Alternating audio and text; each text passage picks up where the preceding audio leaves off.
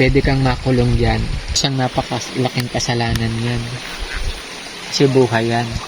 Naglalanggan po siguro ang paraan para yung mga tatlo kong anak ay maasikaso ko. Isang magandang araw po ulit sa inyo mga kaibigan. Ngayong araw magtatrabaho sana kami doon sa bahay ni na Ate Marlene. Kaya nga lang, namaga yung aking kamay, hindi ko maigalaw. Magkakabit na sana kami ng yero. Yero yung ilalagay natin kasi may nag-request. Dahil may nag-request na yero yung ilagay natin, yero na yung ating ilalagay. Kaya nga lang, hindi pa ako makagawa kasi nasugatan ako kahapon. Kaya hindi muna kami nagawa ngayon. Siguro bukas kami magawa doon ni Kuya Oliver. Pupuntahan muna natin si Ate Marlene kasi gusto ko siyang makausap. At sabi ng mga bata, madilim pa daw nung umalis sa kanilang bahay. Nag-ahon dito sa bundok. Gawa ng nangunguha ng tabagwang. Yung suso para ibenta, para may pagkain. Kasama daw si Princess. Gusto kong kausapin si Ate Marlene. Pero bago ang lahat mga kaibigan, pakipalo yung BRB Resto Bar, yung Facebook page ng BRB Resto Bar. Pakipalo po ninyo. At kung kayo naman ay malapit sa area ng Pampanga, ay pwede kayong bumisita doon sa BRB Resto Bar. Nasaan? Kaya nga lang namin doon. Ayun po si Ate Marlene. Nagkabilang. Sana danon? Dito po.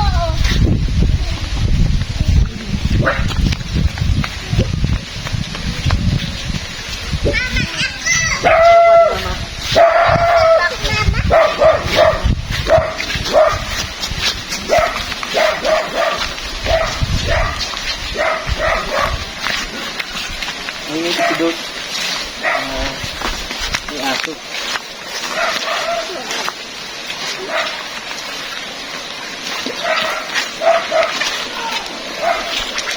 Yeah. Oo, masa. Ay, dito ka na, dali.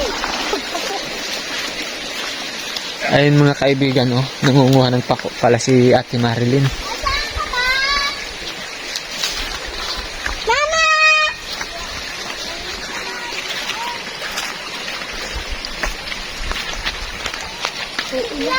Ha?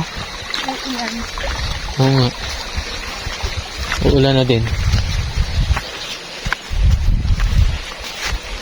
Pataba rin pa ko. Aki, takbo. Ay, putik! Papaan na lang kami. Ako din. Paan na lang? Ayun. Mama! Sige, pa ka na. Malimig. Wala ka. Naglis na ako. Ano kawawa? Ano yung kinukuha nyo? Ako po. Kanina pa daw kayong umaga? Opo, yung madaling araw. Mama, gugutom na ako. Di ako papainom Oo. nila tita. Tsaka daw nanguha daw kayo ng suso? Harap po doon. Ano po? Madami. Opo. Dito na lang tayo. Siguro para hindi maingay din sa aso. Dito na ba? Kumusta yung kahoy? Oo. Ayaw na po kasi magpabili ng Ay, wala na tayong mabibilhan? Paano kaya yun? Sa kaya tayo makakabili pa ng Kasasin ko po itong kapatid ko. Kasi po, kaya lang alaga lang tayo nila ito. Saan? Dito?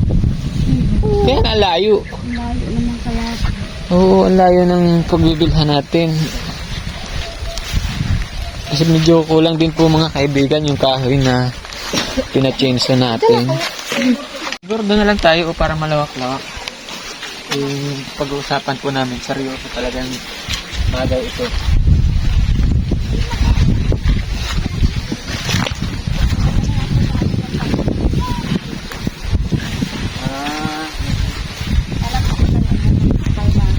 Oo, bukas pa nga sana. Kaya nga lang, gusto talaga kitang makausap. Kasi, nung nakaraan pa, na nag-aakot kami, naririnig ko na buntis ka. Buntis ka. Magdadalawang buwan. Magdadalawang buwan na. Oo. Binabalak ko na ito. Hindi pa nga basta. Alagasin ko naman. Yun nga. Kaya nga gusto kong... Hindi ko nabot yun. Tatlo po yung anak ko. Nahatisundo ako sa bahay. Yun nga. Kaya nga gusto ko siyang kausapin. Kasi naririnig ko na gusto mo talagang ipaaga. Ay... Bakit gusto mong ipaaga? Dahil nahihirapan ka.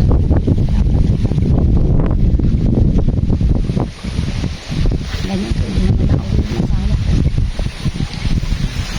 Kaya gusto mong ipaaga. Hirapan din po ako sa panggastos namin sa araw-araw.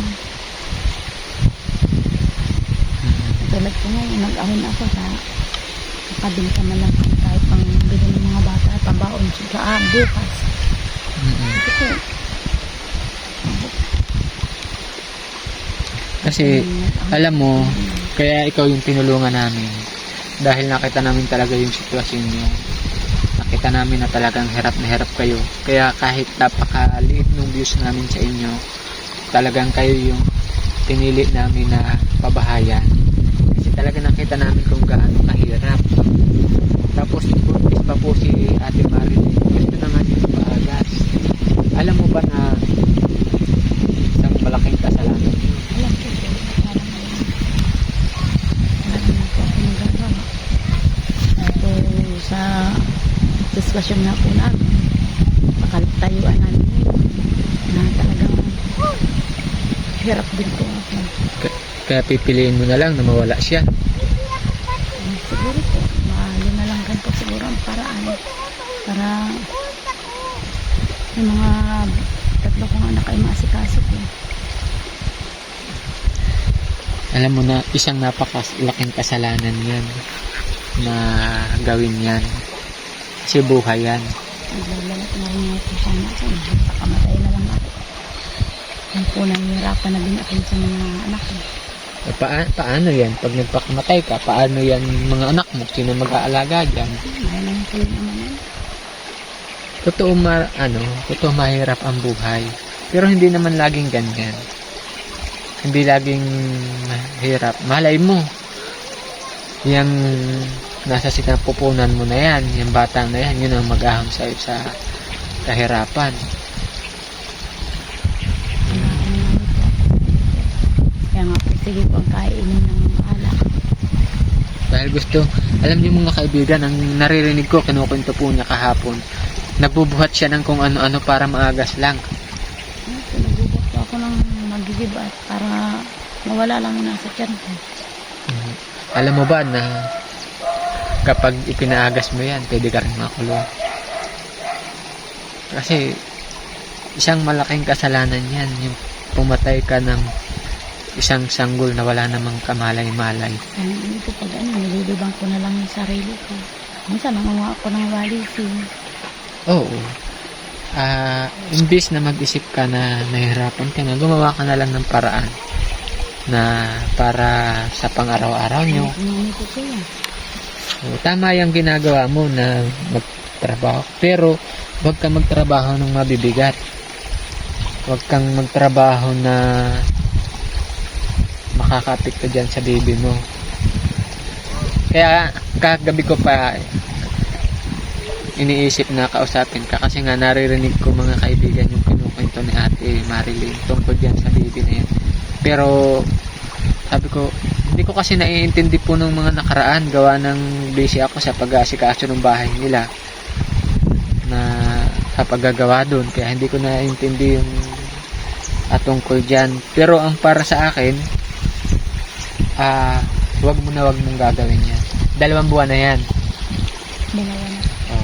Mabilang kami ng 7 buwan. Dapat mayroong bata na lumabas dyan, ha?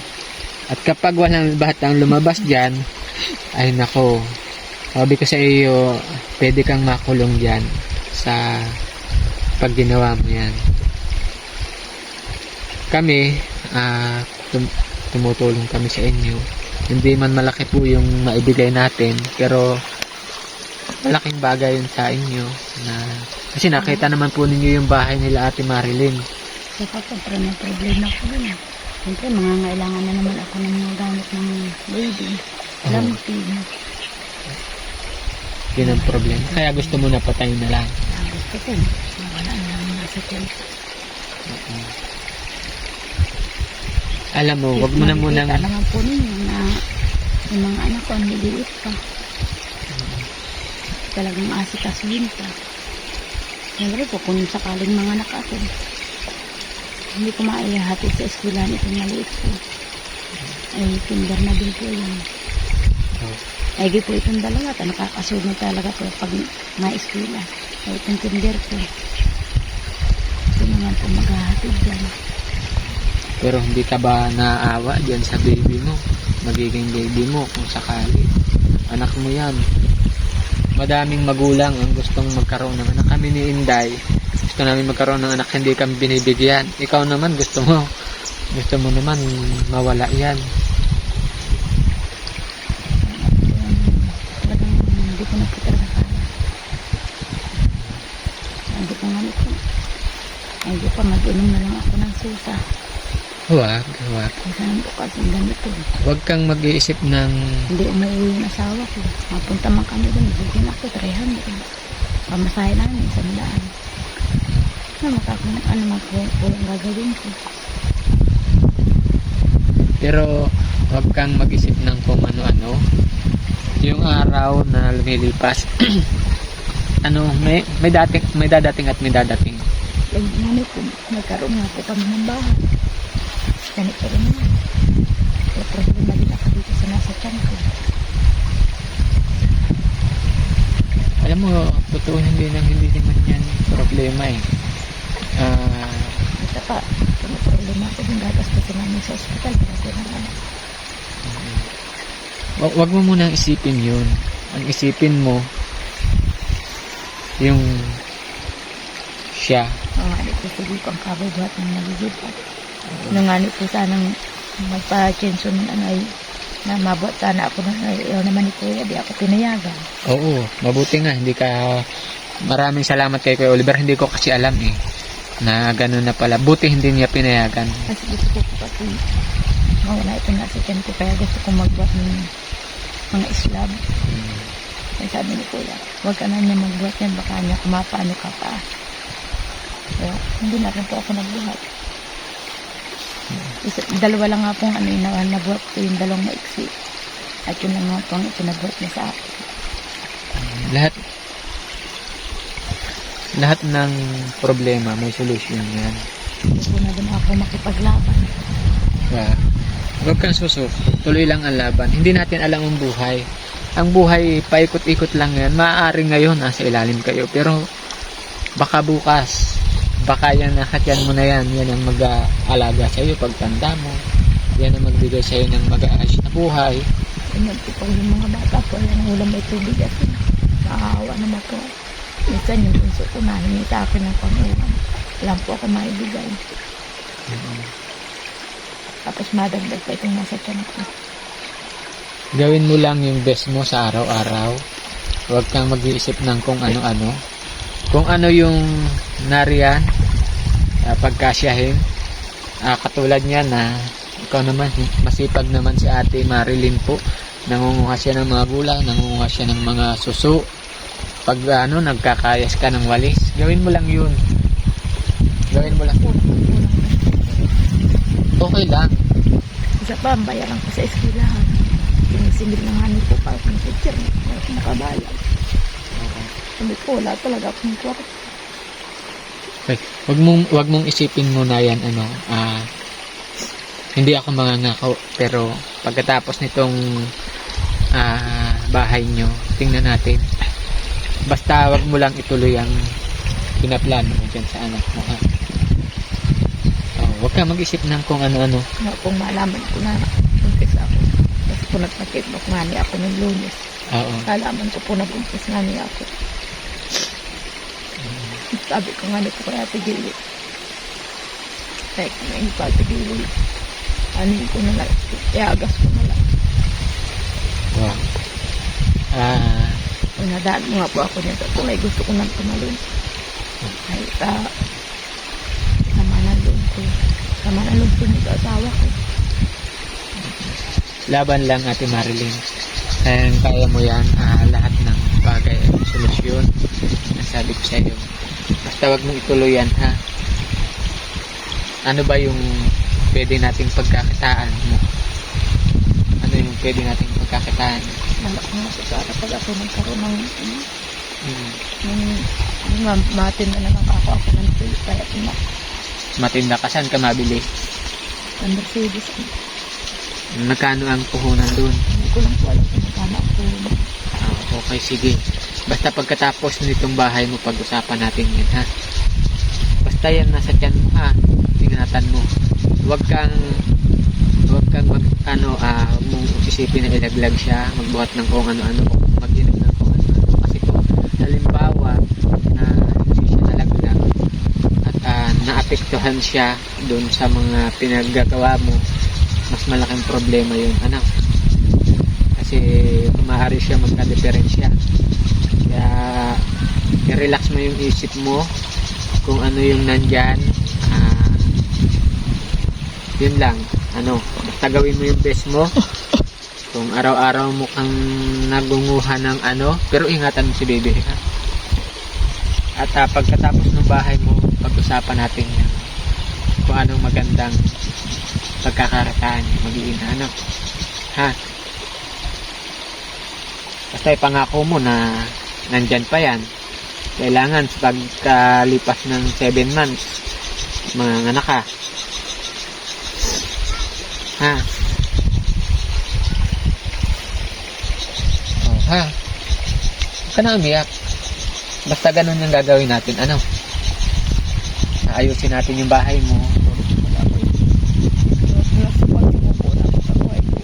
Nag-alis ang buhay namin. Ganito ang kalagayan namin.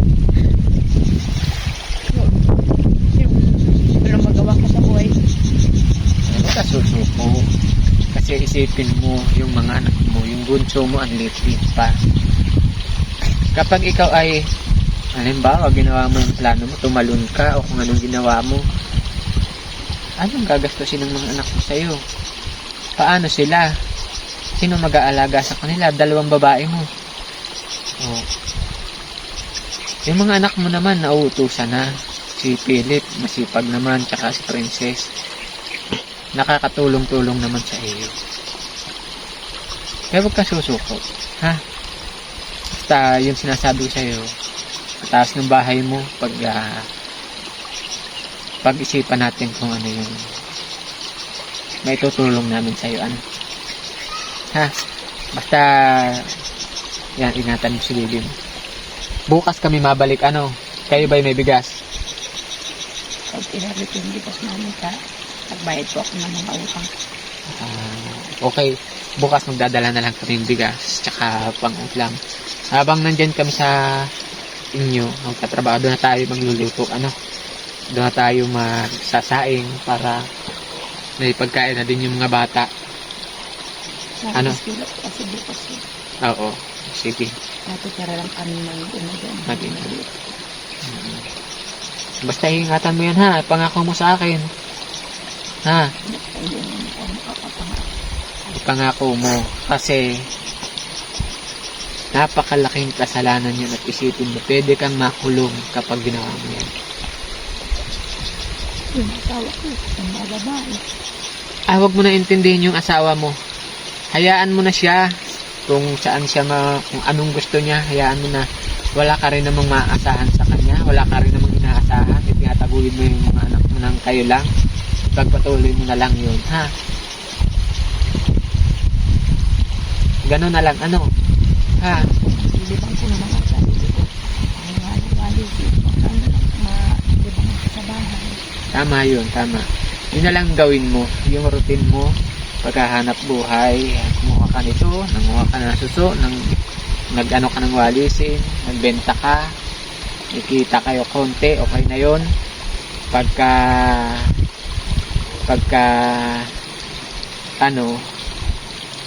ingatan mo lang yung baby mo, ha? Huwag ka magbuhat ng bibigat, huwag ka mag-inom ng kung ano-ano. Ha? Pangako mo yan, ha?